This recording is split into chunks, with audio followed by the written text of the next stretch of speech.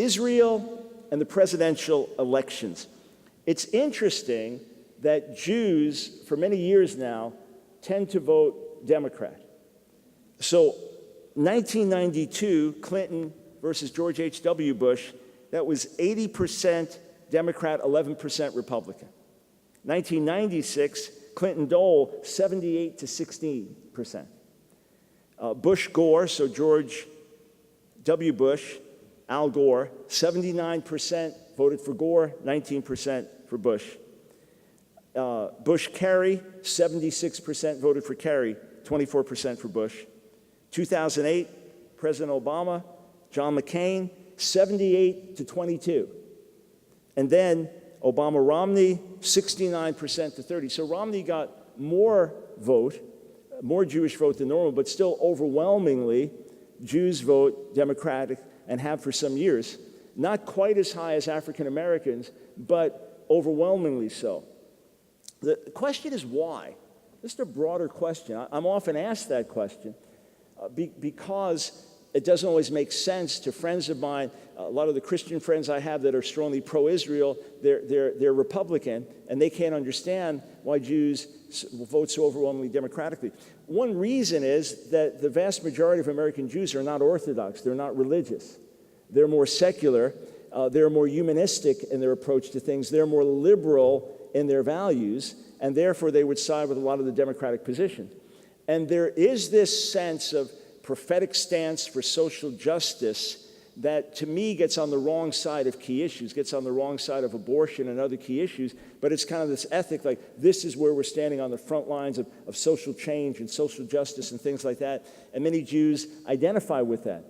And then also, there is a Jewish fear of what would be perceived as right-wing totalitarian religion. The fear that there would be some type of Christian takeover and that Christian values would be forced on people or whatever it is, because obviously in quote Christian or professedly Christian-dominated countries through the centuries, Jews have not done that well. And often we end up as the odd man out. So these are some of the reasons why Jews have largely voted for the Democrat Party versus the Republican Party. My dad was an active member in the Democrat Party, and his brothers were staunch Democrats, and my cousins remain that to this day. I'm kind of the odd man out, that I haven't been enthusiastically Democrat, although I'm a registered independent. I don't personally feel to put allegiance with either party. But it is interesting to look at the history. However, if you notice that drop, about a 10% shift from President Obama's running the first time versus the second time, there was a recognition of challenging relationships between Barack Obama and Benjamin Netanyahu. That's been recognized, and in fact, some real times of tension. And the average Israeli thinks that George Bush was a much better friend of Israel than Barack Obama. And if you just talk to the man on the street in Israel, that's the impression you'll get. And that seems to be some of the reason for the shift that Romney got 10% more of the vote than 8 years earlier. But let's look at the candidates now and where they stand with regard to Israel. And then at the end, I want to bring in some scripture and a biblical perspective. November 2015, online article in newspapers, Hillary in Israel, how I would reaffirm unbreakable bond with Israel, and Benjamin Netanyahu. So Hillary Clinton outspokenly saying she would reaffirm, quote, the unbreakable bond with Israel and with Benjamin Netanyahu. And there are many Jews who think that she is pragmatic and experienced and feel comfortable with her and are absolutely petrified of Donald Trump. And Donald Trump has even been accused of being an anti-Semite for, I don't know if you followed the controversy, but he retweeted something about Hillary Clinton and money, and it had what he didn't think it was a Jewish star. He just thought it was a star and it was some other image. But someone was saying, oh no, it was anti-Semitic and it was implying Jews and money. Is Donald Trump anti-Semitic? That's a tough charge to bring. My friend Rabbi Shmuley outspokenly says he's absolutely not an anti-Semite. And if you just think about it practically and pragmatically for a moment, His daughter Ivanka converted to Judaism. Didn't just marry a Jewish man, converted to Judaism, which means his grandchildren are Jewish. And I was not aware of this, but all of his adult children are either married to Jews or dating Jews. So generally speaking, if you grow up in an anti-Semitic home, and if you're an anti-Semite, that would not be the case with your family, nor would you be embracing of them. So whatever issues or questions people have about Donald Trump, the anti-Semitic charge to me rings hollow. When we look back at the last few years and the strained relationship with Prime Minister Netanyahu, there have been some things that took place that were really considered diplomatic snubbing with President Obama and Prime Minister Netanyahu. Most noticeably, when they were meeting together, having a private meeting, and it was not going the way the president wanted it to go, that he got up and left the meeting, had to go be with his family, and left Prime Minister Netanyahu sitting there. And then others were saying, and he was escorted out this door, and it's the wrong door. I don't know all the diplomatic stuff, but it was really taken as a direct snub. And then, of course, with Benjamin Netanyahu coming here and speaking to Congress, then that was considered meddling. And so the relationship has been anything but good. On the one hand, President Obama reaffirming, standing with Israel, friendship with Israel. On the other hand, real tenuous relationships between Barack Obama, Benjamin Netanyahu, and that question of how solid is the commitment and how solid is the relationship. Let's, though, get to where the candidates today weigh in on things that are relevant concerning Israel. And again, we're not saying that this is the one thing by which you determine where you vote. I mean, for me, I have a real simple grid. You may affirm it, you may reject it, but I have a real simple grid. Before I'm going to vote for anyone, I always look at three issues that are really important. Where they stand on life, so abortion and related issues, where they stand on marriage, the definition of family, and where they stand on Israel. And if they're bad on those, I don't care how strong they are on the others, I'm not going to vote for them. Just me personally. I'm not telling you should follow that. And then if they check those off, then I want to look, okay, what about other areas? And would they be good with security, or would they be good with economy, or whatever? But that's where I'm always going to start, and those things are foundational to me. And if I see a candidate that's, say, radical pro-abortion, and deeply in bed with Planned Parenthood, I can't vote for them. To me, it's being complicit in the shedding of innocent blood. Can't vote for them in conscience. Again, everyone has certain lines they draw. I'm sure in the days of slavery in America that there were enough people said, okay, no matter how good a candidate you are and how strong you are on this, if you're pro-slavery, I can't vote for you. Even if you're going to help the economy and help our national security or help with this or help, sorry, I can't do it. So Israel, again, for me, is a massively important issue, and I'll explain why at the end. But obviously, this is just information I'm giving you, and you sort these things out for yourselves. So what has the past administration done that ties in with the incoming administration? Well, the Iran deal. The deal that was made with Iran over against massive protests from Israel, and not only from Israel, even from countries like Saudi Arabia. Because remember, Saudi Arabia is a Sunni Muslim country, Iran, Shiites, and they are at war. There are warring factions between Sunni and Shia in Syria, warring factions of Sunni and Shia in Yemen, and both largely funded by these opposing groups within Islam. And as much as the persecution of Christians in the Middle East is absolutely horrific, mind-boggling and terrible, decimating populations and driving people into exile, the highest number of casualties of people dying are Muslims being killed by other Muslims. So countries like Saudi Arabia, they were not happy with the Iran deal because they don't want Iran to get nuclear weapons. And they felt this is a path for them to get them in 10 years.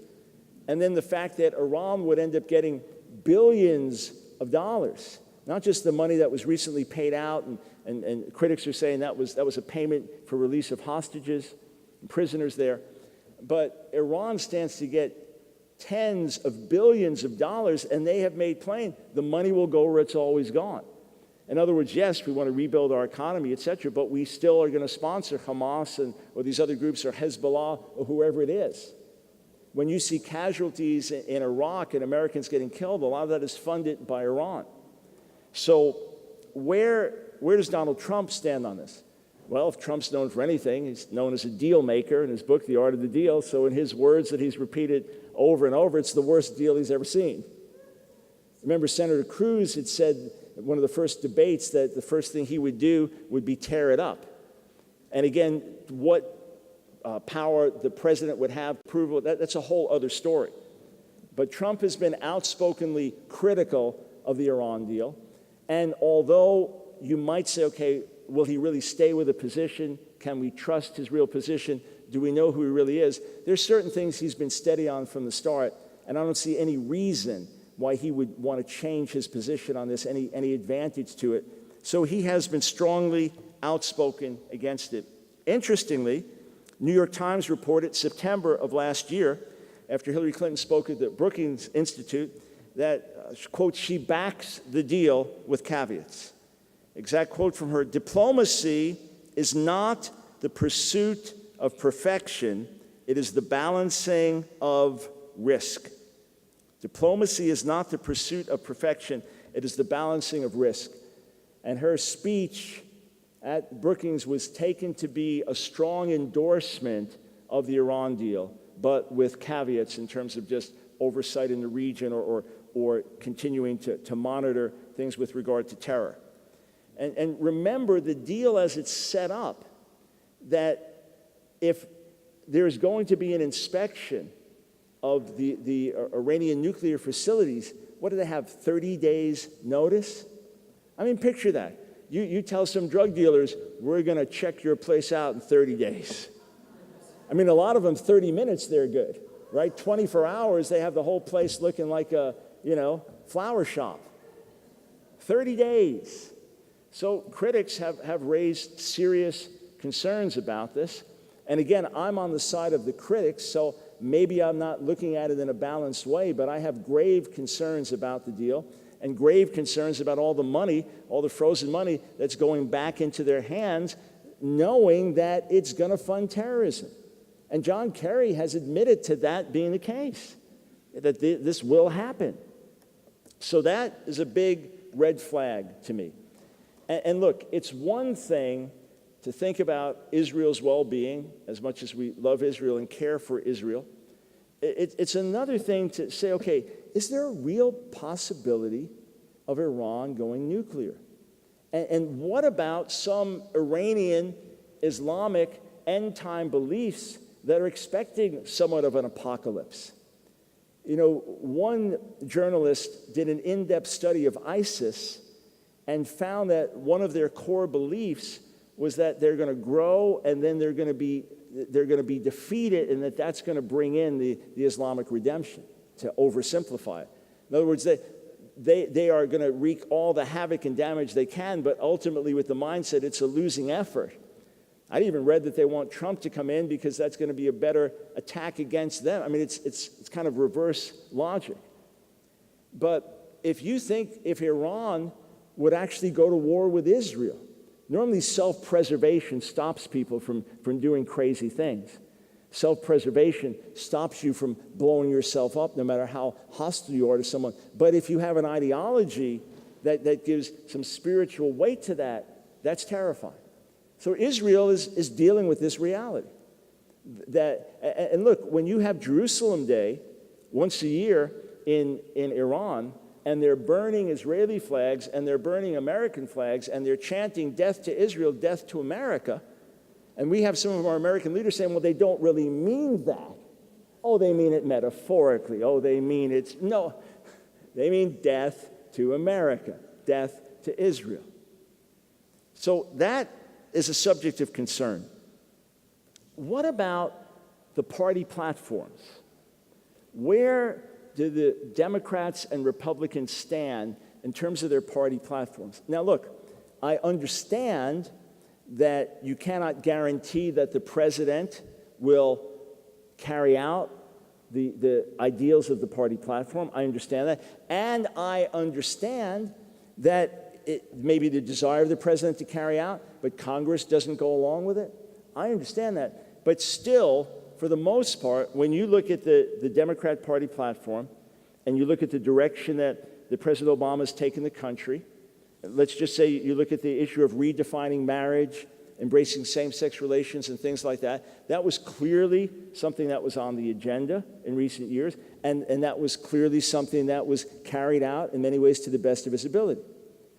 So there are expectations. We can be fairly sure if Hillary Clinton was elected what type of justices that she would appoint, that she would not appoint someone like Justice Scalia, for example, a staunch constitutionalist and conservative, whereas Donald Trump is on record saying he would have people like that and would look to groups like the Heritage Foundation, strong conservative think tanks to help. Now, whether, again, he would do it or not, only God knows.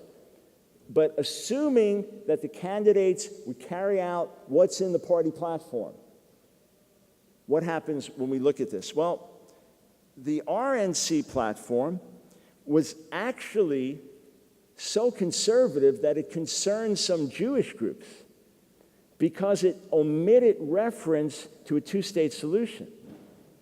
So there was a time when very few people were talking about a two-state solution, except maybe Palestinians, and Israeli leadership was hardly talking about it, and then Israeli leadership started to accept it more, and okay, we're going to have to go in this direction, and that would be reflected even in conservative Christian support. You know, we don't want to see the land divided, but fine, if this is the way it has to be, Israel just has to have secure borders, etc. Well, now it's gone even further, and it said, doesn't even mention two-state solution, and reaffirms again Jerusalem as the capital of Israel. Now, on the one hand, that's just talk, because for years now, back to the days of Bill Clinton, back to the days of George Bush, there has been a mandate to relocate the American embassy in Israel from Tel Aviv to Jerusalem. Because remember, Tel Aviv, the original capital, that's where all the embassies are. And then Israel changed it to Jerusalem, which has been, in that sense, the eternal capital of the nation and the people, and the place that, you know, next year in Jerusalem, in Jewish liturgy and prayer, longing to be back in the land in Jerusalem. So it was a logical thing to do, but obviously a political hot potato. So it's on the books that we're supposed to relocate the embassy. We've just never done it. I think it's every 6 months or something like that. Something's passed, okay, we'll delay it. So it's the same. I don't know that it would happen. Donald Trump says he would do it. Is it going to happen? I don't know. But if you remember 4 years ago, just reaffirming Jerusalem as Israel's capital drew a lot of dissension at the Democratic Convention. It actually got boos when it was being put forward. So what about the platform this year? Well, there's one gentleman who has been very staunch about having involvement with the platform and very committed to being a critic of Israel in certain ways, and it's the Jewish candidate, Bernie Sanders, who would really represent in many ways a very liberal American Jew, would be very typical in that regard, for better or for worse. So he was able to get various committee members to work on the platform. He wanted to have some influence after running his campaign and getting as many votes as he did. And that has really raised some concern in terms of some of the people who were involved in the DNC platform. So a report published May 23rd of this year by the Jewish Telegraph Agency said this: the Democratic Party platform drafting committee is top-heavy with veterans of political battles over Israel, some friendly, some critical, and including at least one major backer of the BDS movement, boycott, divestment, and sanctions. So most of you are familiar with that, but for some who are not, you have, for example, some Christian or professing Christian denominations that have gotten involved in BDS, and they say, okay, all the money that we have invested in Israel and the companies we support in Israel, we're pulling our money out. We're going to boycott. We are going to not invest, but divest. And then some have even put out sanctions against Israel. And a lot of this is coming from a radical pro-Palestinian position. And please understand, You can be pro-Israel without backing everything Israel does. You can be pro-Israel and still take issue with justice. You can be pro-Israel and still advocate for Palestinians. It's not either or in that respect. But the BDS movement is so pro-Palestinian that it is radically anti-Israel, and in many cases blatantly anti-Semitic. So this is a concern. So 3 of the committee members selected by Bernard Sanders were Professor Cornel West, philosopher and professor, and social activist.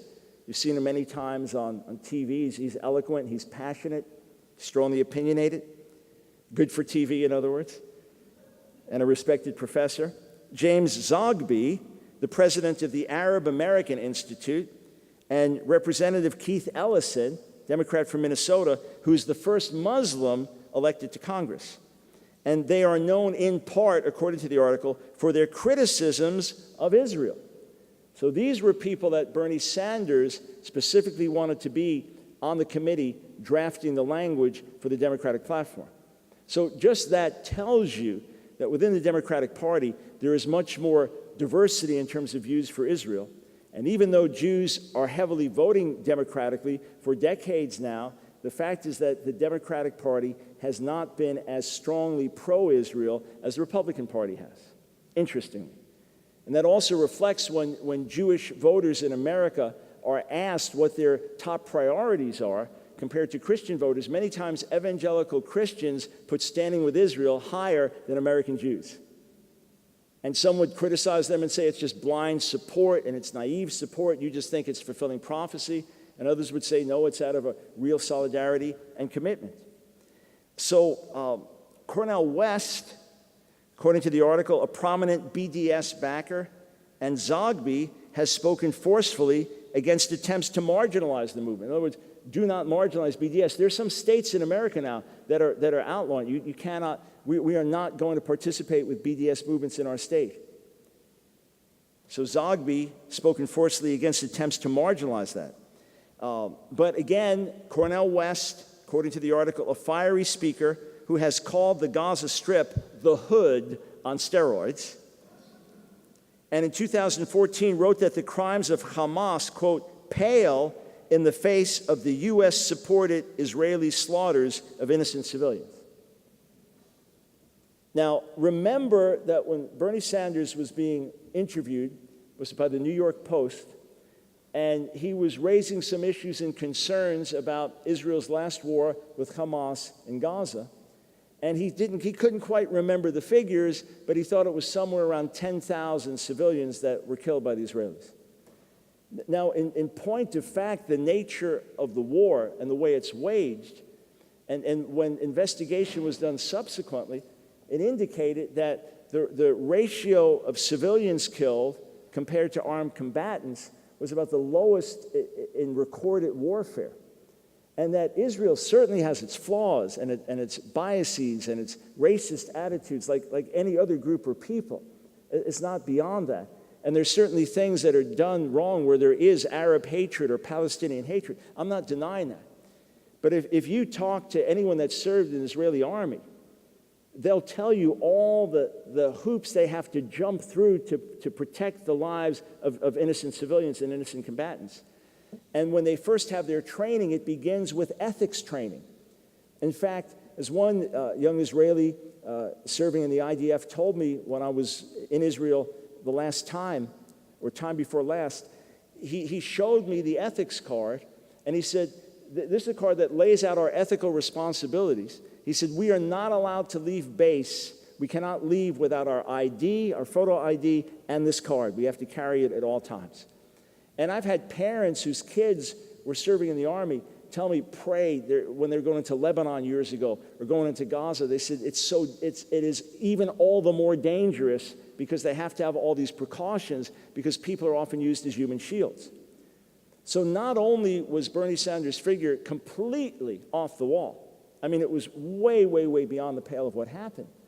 But as statistics are being reported about casualties, we rely on UN statistics, and UN relies on Hamas statistics. And as people began to analyze them, liberal papers like New York Times and others began to analyze them, they noticed that there was a disproportionate number of so-called civilians who were killed who were males between 18 and, say, 30 years old.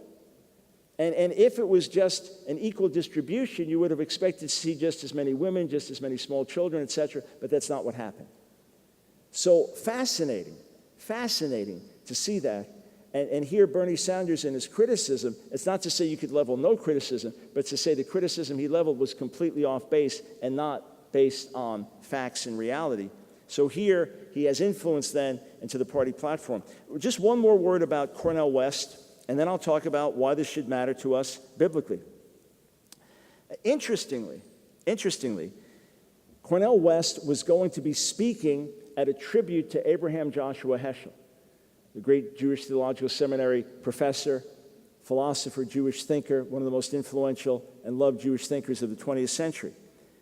And there was a memorial gathering that was being held, and Cornel West, because of whatever history he had, and remember, if you go back in the civil rights movement, famous pictures of Martin Luther King and Abraham Joshua Heschel walking side by side, and great Jewish solidarity with the civil rights movement, and Cornel West being an influential African-American civil rights activist in that regard.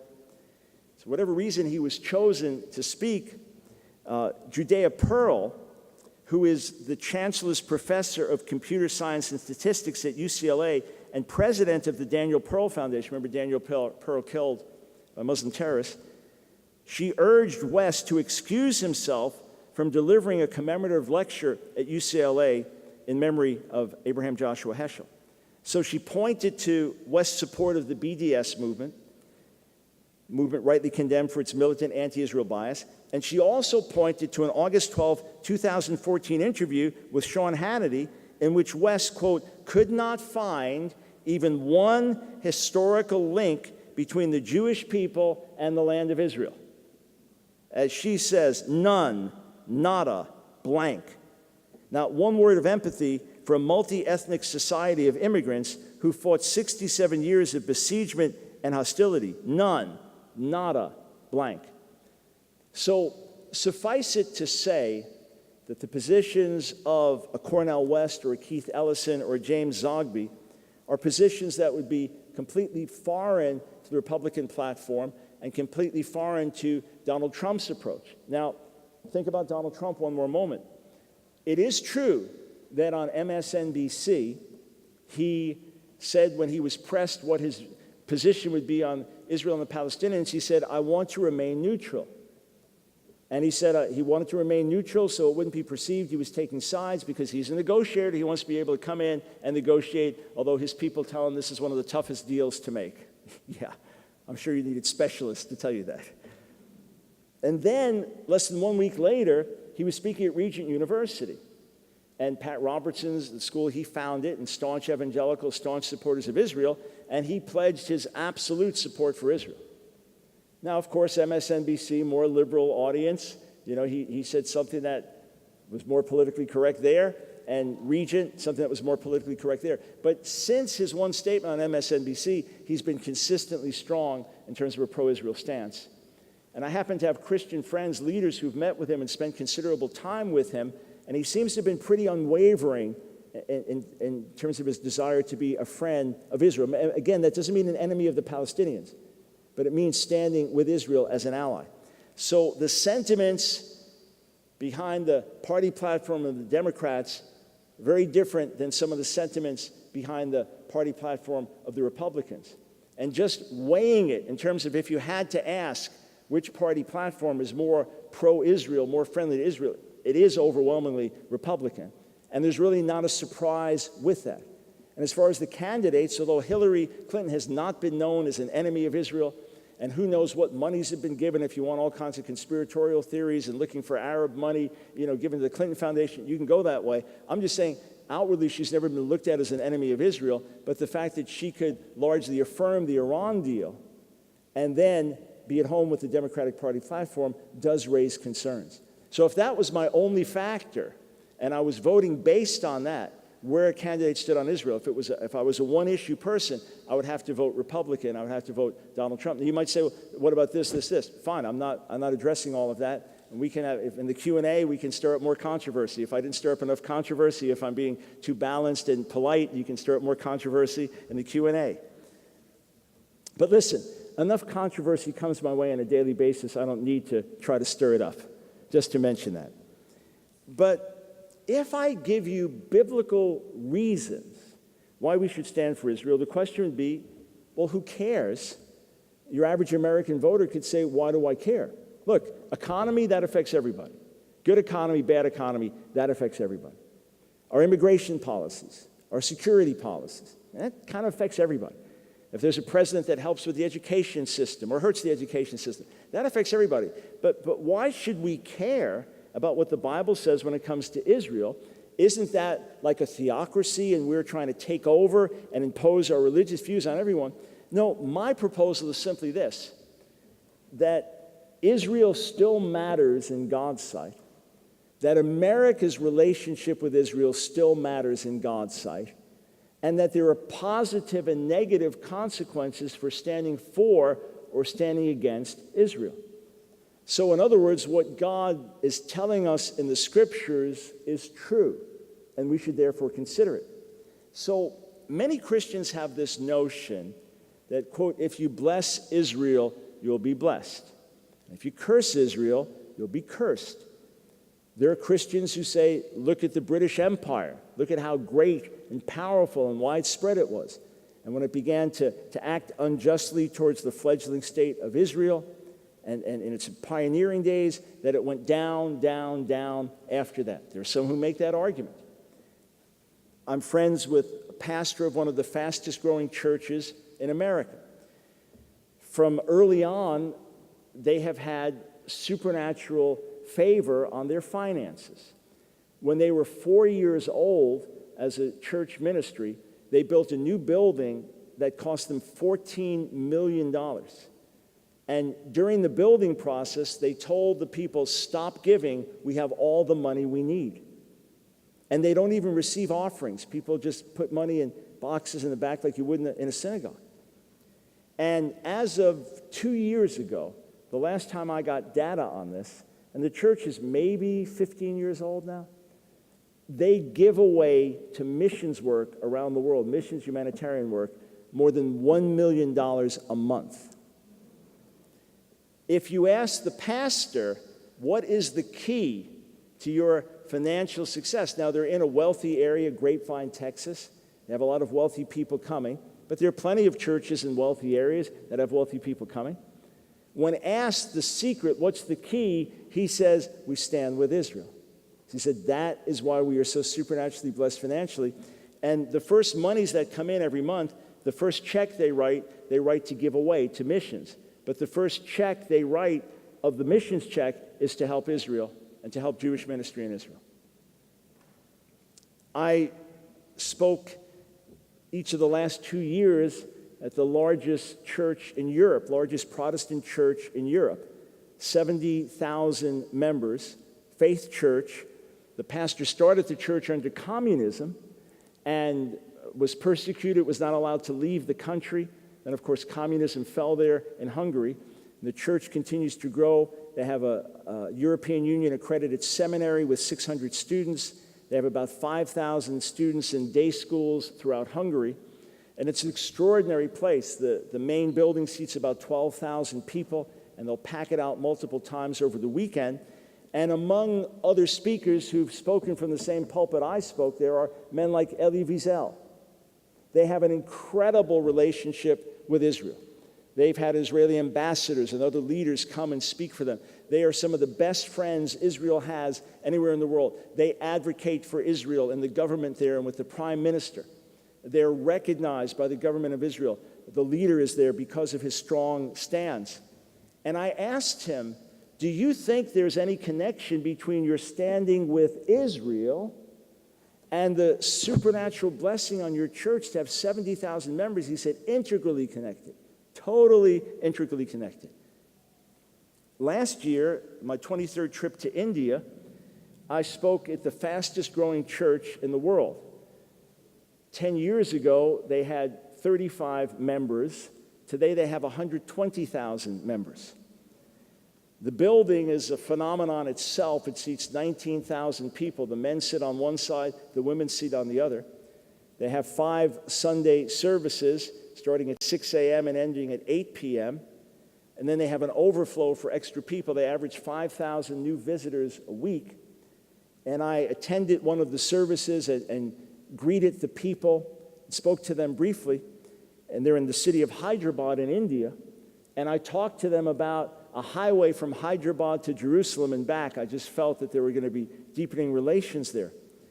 Well, the day before, I'd met with the pastor and sat in his office with him, and he has 2 flags on his desk, interestingly enough, an Indian flag and an Israeli flag. And when you walk into the building, you are greeted with the word shalom. And somehow they have this connection in their hearts with Israel. Now, I'm not saying this is some magic stone that you rub, okay? Or it's just utilitarian. You want to get rich, find a Jew, and rub the Jew on the head. No, I mean, please don't take me the wrong way. I'm saying that it seems that God sometimes goes out of his way to say, yes, standing with my ancient people is a good thing, whether they're doing well or they're doing poorly, whether Israel is at its best or Israel is at its worst. Many Christians have kind of a sentimental love for Israel, and they don't realize that although Israel excels in so many ways ethically and does so many good and right things, Israel is flawed like everybody else. Israel has its drug problems and its sex exploitation problems and its other issues and its tensions within society and worldliness and carnality. It's human beings.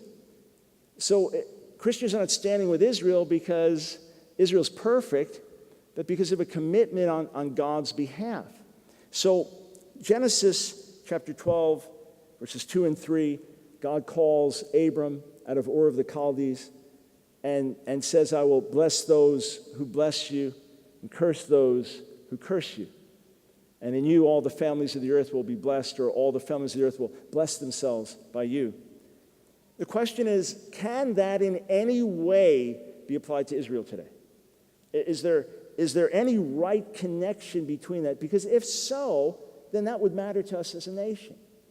If so, that would matter. When God said through the prophet Zechariah in the first chapter, whoever touches Israel touches the apple of my eye, does that apply to this day? You say that was Israel back then. Hey, but that was Israel in sin. The Jewish people exiled into Assyria, exiled into Babylon. Why? Because of our sin, a repeated theme of the prophets, our sin, our guilt, our wickedness. And yet, God judged the nations that hurt Israel. That went, some would translate the Hebrew, they overdid the punishment.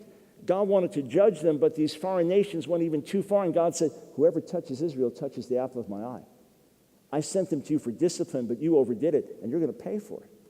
And what happened to the great Assyrian Empire and the great Babylonian Empire? The nations that mistreated Israel, the empires, they're gone. They're gone. Is that a message that still applies to today?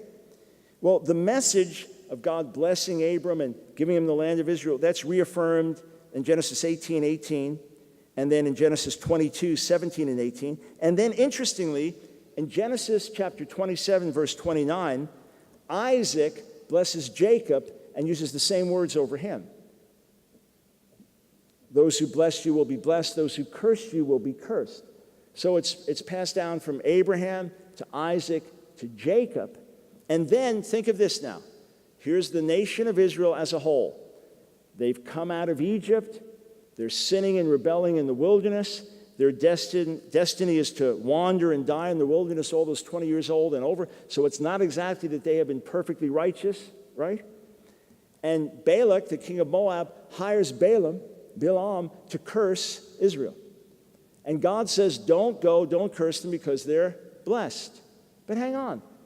They haven't done too well in the wilderness. They've sinned. Their bodies are dropping like flies. In this desert, your bodies will fall. Numbers 14:29. I mean, this is what's going to happen. And yet, God said, they're blessed. You don't mess with them. You don't curse them. And Balaam, who's hired to curse Israel, in Numbers 24:9 says this of the nation as a whole, blessed are those who bless you, and cursed are those who curse you. As I understand it, that still holds to this day. Yes, God has disciplined our people in love. Yes, we have been chastised. Yes, we have suffered. But God has kept his promise to preserve us. You know, the old story of a king who asked for a proof of the existence of God in one word, and the reply from one of the men in his court was, that one word is easy: the Jew. How else do you explain our scattering in the nations and yet maintaining our peoplehood?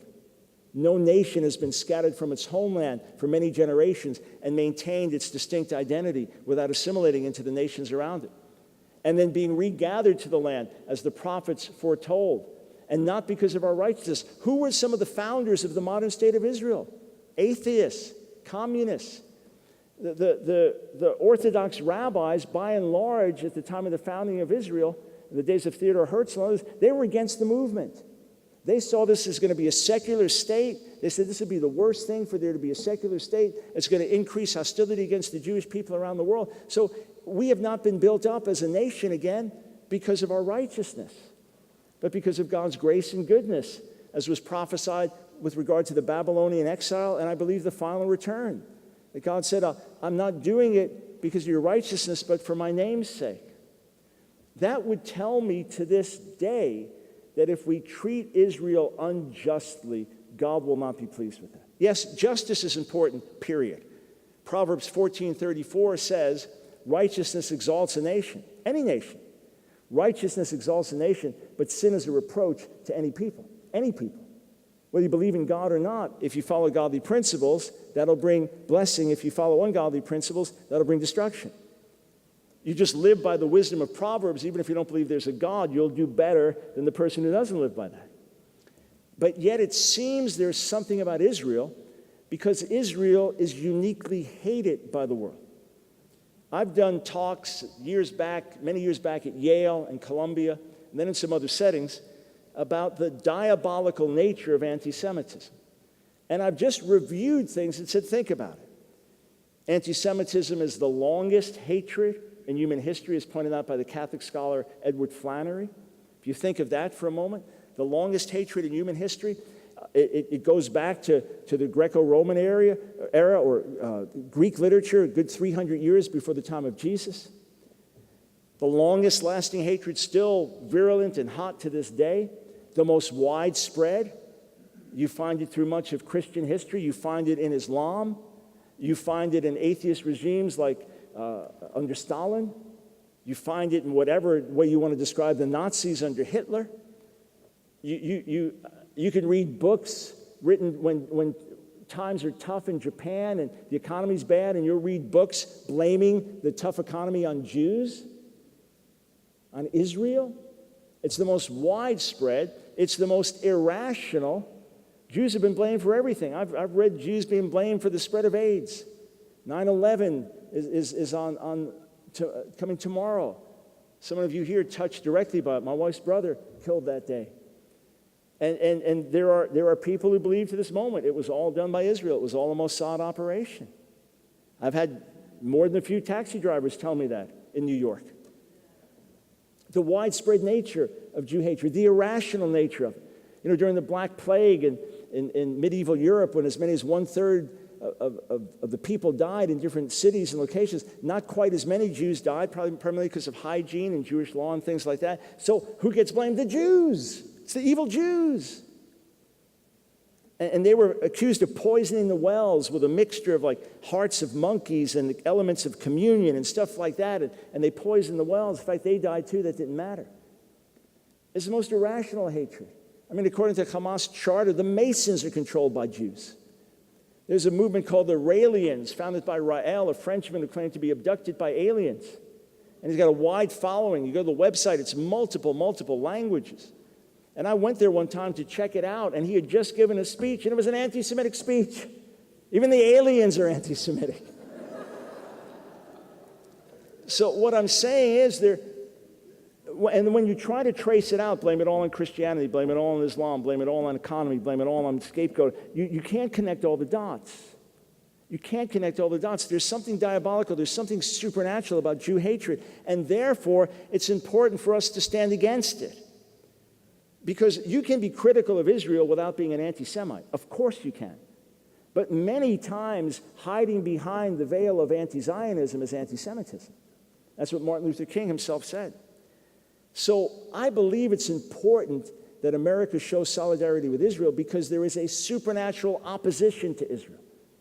At a forum I was at with Henry Kissinger, Dan Rather, and Fuad Ajami in 1991, Fuad Ajami, Johns Hopkins Middle Eastern scholar from Lebanon, he made the comment that Saddam Hussein uses nerve gas and no one says a word. Israel uses tear gas and there's a UN resolution passed against them. The imbalance in the reporting, the imbalance, just look at UN history of resolutions and bashing Israel, and then compare that to, was there a UN resolution, security resolution, when Saddam Hussein gassed tens of thousands of Kurds? No. Tiananmen Square? No. You just go down the list. So it's important that America stands to balance these things. You take America's standing with Israel out of the Security Council, Israel get condemned over and over and over again. And then just on a pragmatic level, it is the very best friend that we have. Democratic country, republic, democracy, anywhere in the Middle East, Israel, our number one friend and ally, and standing shoulder to shoulder, standing against radical Islam. And we saw that 9/11. One reason that we're attacked is our solidarity with Israel. America's called the great Satan, Israel's called the little Satan. So I believe that pragmatically, where America stands on Israel is important. And I do have concerns about the direction the last administration has gone, and based on the platform where it could continue to go, if it continued as it's been, and hope that a Republican platform would have a different, stronger stand with Israel. But again, that's just one issue to factor in, and that's all I was asked to analyze and talk about.